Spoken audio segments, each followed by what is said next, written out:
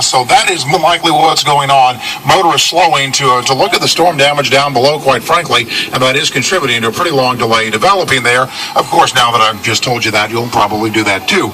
No big problems as you make the drive on I-55. It is fully open both directions. Small problem when you get to Ponchatoula, though. There's still water on the roadway, although it is passable both directions. The water's a little bit higher on the northbound side than it is on southbound. Not much has changed on I-10, though. Unfortunately, still closed eastbound as you hit the Sorrento Gramercy exit. They're going to send you down to Airline from there. If you're westbound, you'll be diverted up to I-55 before you hit LaPlace. I'm Ray Romero, and you can follow us on Twitter at Total Traffic NO.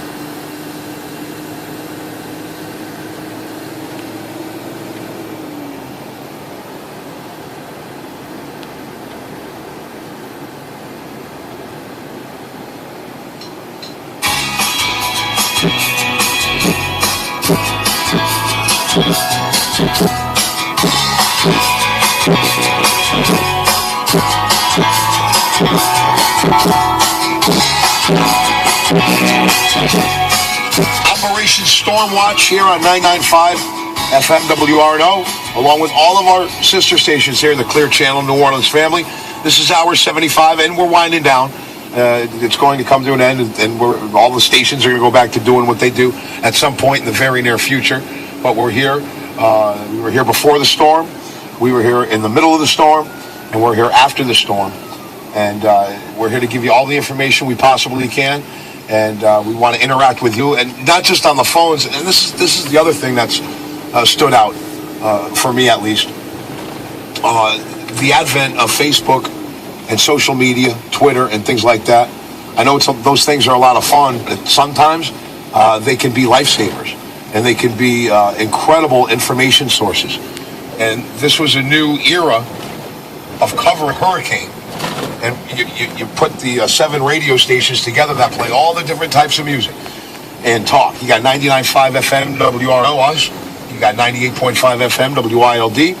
You've got Q93 FM, 93.3. WNOE, 101.1 FM. Voodoo, 104.1 FM. 96.3 FM. And Wild for Jesus, 940 AM. You take all of that, hip-hop, gospel, country, top 40, all of those different types of music, the talk station people. We put them all together. We pooled our resources, and I think we were the ones who will be just a source for you, especially after the power went out. And once you lose the TV, all you got left is the radio. And it's been an honor, and I've been proud to do this. Again, 7 radio stations in one market, all different formats. It's something I've never done in my career, and it's something I'll never forget. And just to be able to be a voice and to be able to be a springboard. I know a lot of people enjoy calling up and venting as well as giving us information, telling us what's open, what's not open, who's got power, who doesn't have power. You put all of those radio stations, all of that format, that's 70% of the people who are listening to the radio in New Orleans, the market of New Orleans, are listening to this right now. And you put that on top of the social media, the Facebook and the Twitter. It's a new definition. I think we've redefined how to cover storm. I know you hear from a station in town, we've been here for 9 years. They didn't do anything like that. They didn't touch us. They went to a television station when the storm hit. We stayed with you. We were here the whole time. And I think redefined how to cover storm and how to get to the most amount of people, the most amount of ways. And it's been something. You know, you learn something new every day. And let's get some phone calls now. Again, if you just want to vent, I know people are frustrated about Entergy, but I have a feeling that today is going to be a huge day for Entergy. As you've heard several people, and we've heard from a lot of people, different sources, saying that they see hundreds of Entergy trucks this morning just lined up, ready to go. And I think today's going to make a big difference. And just be patient. Be patient. Before the storm, they told us, the authorities told us, expect to be without power for at least 7 days. And I know a bunch of people already have power back within a day or two. And I think a ton more are going to have power back today as well as tomorrow.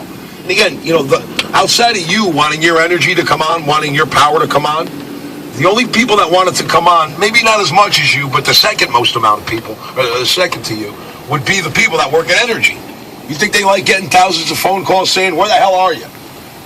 You think the energy guys, the energy truck drivers like driving down the street, having people chasing them? Hey, where you going? Get back here. I don't got power over here. And by the way, don't do that. You scare them when you do that.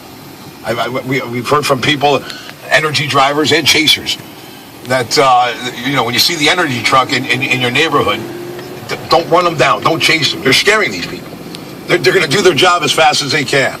And this is the one time a year that you notice Entergy. Other than that, we never even pay attention to these people. You walk into your house, you turn on the light. You walk in your house, you turn on the AC. Because that's how it's supposed to work. It's the one time a year where they're the villains. It's hurricane season. And everybody wants everything done overnight. It doesn't happen that quick. So I know you're frustrated. And look, there are people, some people lost their lives. Put the power thing in priority. Some people lost their lives. There are a bunch of people in Plaquemine, in Plaquemine's parish, and in Laplace, who are going to lose their homes. Feet of standing water in their house. So, again, everybody's got their problems, and I honestly believe that energy is going to come through. Now, if they don't, call me a stooge. But I think they're going to be coming through in a big way with all of the outside resources they got over the next couple of days. If I'm wrong, I'm an idiot. But I've got an update on Laplace right here. Here's Alice in Laplace. Where's Alice? Hello, Alice. Laplace is at the top of all of our heads and hearts here over the last few days because we saw what happened there. That was unprecedented what happened in Laplace with several subdivisions. Most of those people are going to lose their homes, Alice, and our thoughts are with them. Yes, and I've lived in Laplace for about 20-something years, and I've never seen anything like this before. But my concern is the response from the parish officials. When things started going bad, because I understand from one of my neighbors, a phone call was made prior to the storm even getting started, asking if it was determined sometime during the storm that you had to leave and get to higher ground or shelter.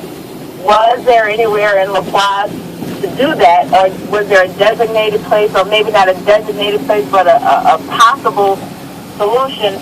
And the only thing my neighbor was told was, no, you got to go to Alexandria. You just got to go. You can't say you get in your car and go. If you can't get out of Laplace to go, then you have to go somewhere in Laplace. And there was no communication. We lost all communication, but I would have thought that, the parish would have had some kind of overhead communication, some siren, something to let the people know, hey, y'all need to move forward or something. And we just didn't get anything this time. So, well, Alice,